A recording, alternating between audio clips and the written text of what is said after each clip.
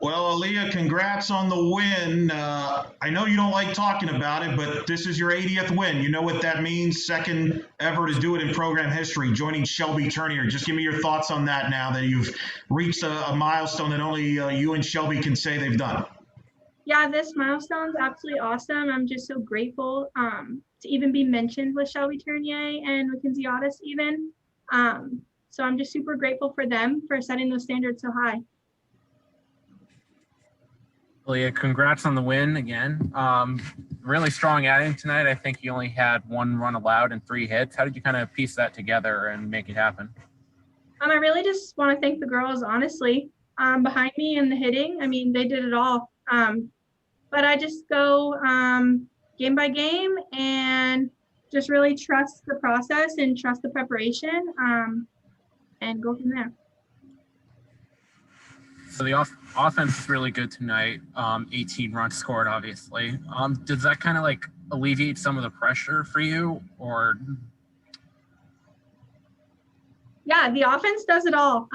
It's really perks to them for even being in this category as well. They definitely make my job a little easier when they have a bunch of runs like that up on the board. So what went on during the weather delay? How did you guys kind of stay focused and come out better for it at the end? Yeah, we were definitely super connected during the rain delay. We were just in the batting cages, jamming out some music and eating some snacks. But we just really try and stay pumped and dance and sing and whatever that looks like. And what are you looking to build on from this game going forward into the rest of the series and beyond? Yeah, I think just us as a whole, just trusting each other and relying on each other and doing the little things right and just building from there. Did you tell Angelina DeVoe anything when she came into the game? Like, hey, don't blow this game? Not at all. I told her to trust her stuff and she's got it. How did you able to stay focused after the 1 hour rain delay and then the offense came to the plate and scored 4 runs in the second inning? You didn't throw a pitch for almost an hour and a half. So I'm very good at going to the bullpen a lot during innings because I don't like to get cold. And the more I throw, the better I do. So I just really, took G out there and we just spun for a little bit here and there. Well, congratulations on the night and the win. All right, Coach, tremendous effort for your offense. 18 runs in 5 innings, the most runs they've scored while you've been here. It ties the school record for most runs in a 5-inning game with the 2007 UCF team that scored 18 runs. Just everything was clicking from the beginning. Just tell us about the offense there in that performance tonight. Yeah, I mean, they say hitting's contagious, and what I loved is we didn't settle on any inning, and we just continued to stay disciplined, swing at our pitches, and keep going. So sometimes once you get a few big hits, people start to kind of try to lift the ball and get out in front. And I really just applaud our offense for staying disciplined, sticking to their plan, and staying within their own swings. Coach, congrats on the win. So you had that weather delay of almost 2 hours. How did you get your team to kind of stay focused and come out better for it? You know what?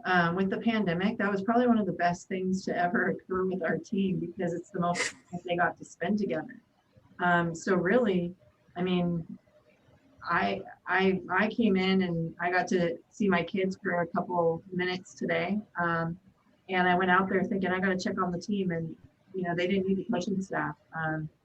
We did a lot of team bonding, listening to music, and playing fun little games and just getting to know each other. Because through this whole time, we've been in pods, and we've had some people that haven't even really been able to talk to other people on the team, on a one-on-one conversation. So I think it was kind of a blessing in disguise, and they were hungry to play at home. So I don't even know if they noticed it.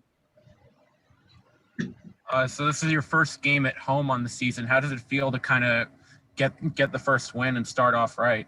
Oh, awesome. Such a great feeling.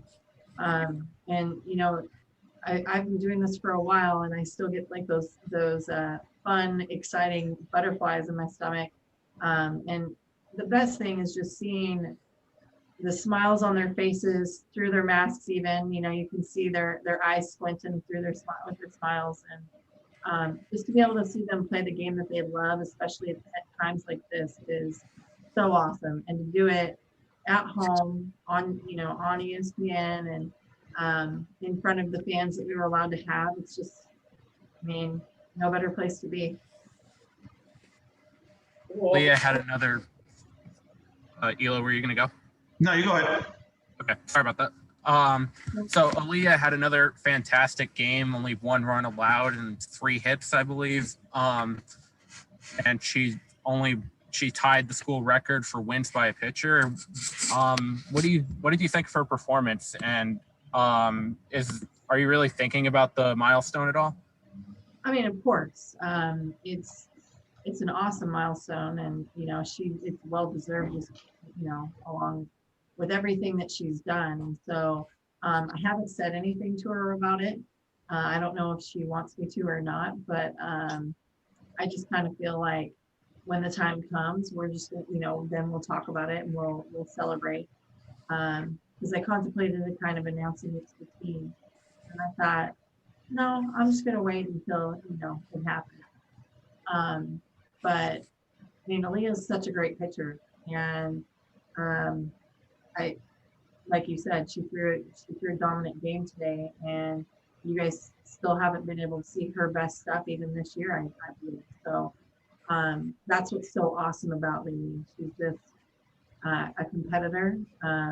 She's got multiple strengths, and she can throw any pitch in any count. So such a fun opportunity to be able to coach her, and she makes us look really smart and really good.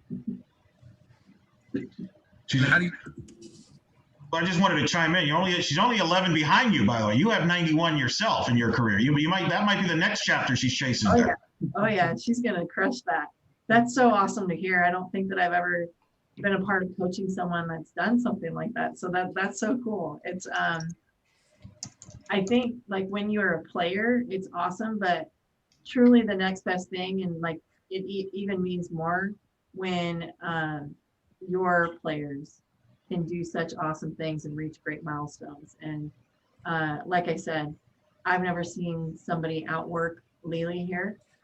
She is just not only a true competitor, but the hardest worker and the heart and beat of our program.